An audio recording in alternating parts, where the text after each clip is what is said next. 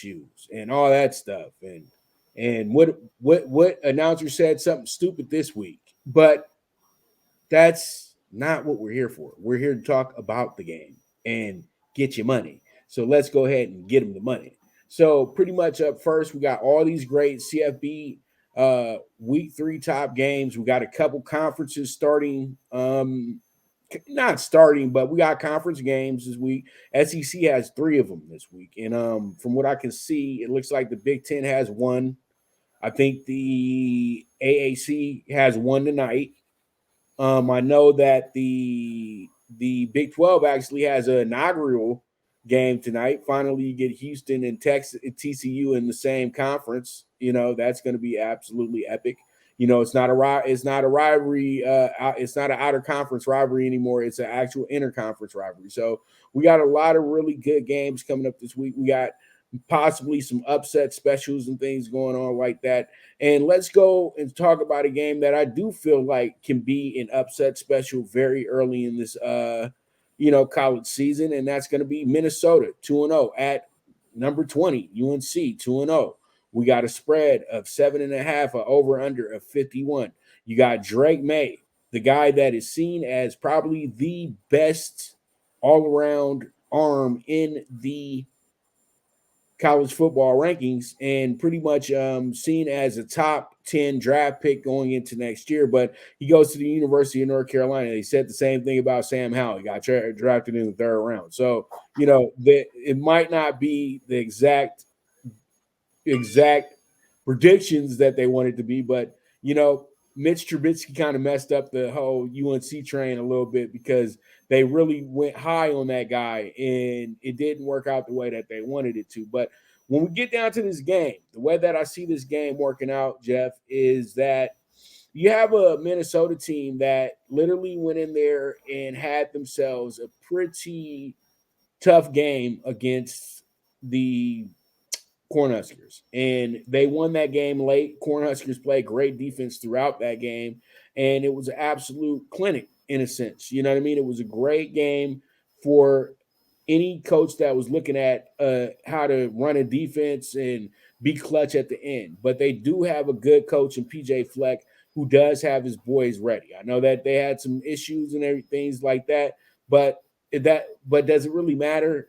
Because sometimes when you're a really good coach, there are the guys that just can't take good coaching. They can't take any discipline. So they're going to run to the media and have a whole bunch of stuff to say because they weren't even good players in the first place. So, they're always going to whine and complain because, college coaches promise a lot of things. And when you get to the school, if you're not performing, some of them promises go out the window. But when it comes down to the way that this game shapes up, North Carolina is on heavy upset alert because last week they should have lost to Appalachian State. Let's keep it real. Drake Maye had a terrible game against the team that's in the Sun Belt Conference. I know Appalachian State's one of the better little mid-major, smaller school teams or whatever, but Jeff, come on. That's a game where they're supposed to go out there and absolutely annihilate that team. They're there for a reason. They're there to get beat on, and they didn't do that. So it shows you that the team is only running with a great quarterback. Yeah, they had a good little win against South Carolina to start the season, but that's because they have a coach that pretty much knew their playbook.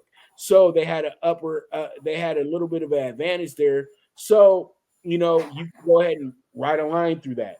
Then when you don't have another team's playbook, you saw how bad that defense was. So I know you look at Minnesota, you say, okay, but they didn't score that many points against Nebraska. Nebraska is one of the best defenses in the nation. Straight up. Yeah, I know they didn't do great against Colorado, but their quarterback gave them no chances at the same time, too. So I truly do feel that Minnesota does cover the plus 7.5. And I'm going to be bold enough to say that they cover the plus 220, plus 240, whatever they're going to hand out on the money line. I know it's going to go all the way up to possibly 260 by the time we get to kickoff. Jeff, what are your thoughts on this game? Well, you were talking about the quarterback for UNC, Mr. Maye, and the talk is if Khalib holds out and comes back for another year, let's say Arizona does get the number 1 pick, and he comes back for his senior year, Maye will be the first quarterback drafted and could be number 1 When I looked at my numbers, I did smell upset alert. It's kind of funny that you led that way. My true number was 6 with a 48. Mm, mm. And right now, the public sees anything under a touchdown with this. They run to the window. Currently at circa 7.5 with a 51. I always go by my original number. I think it will be within that touchdown. I do like the Gophers here.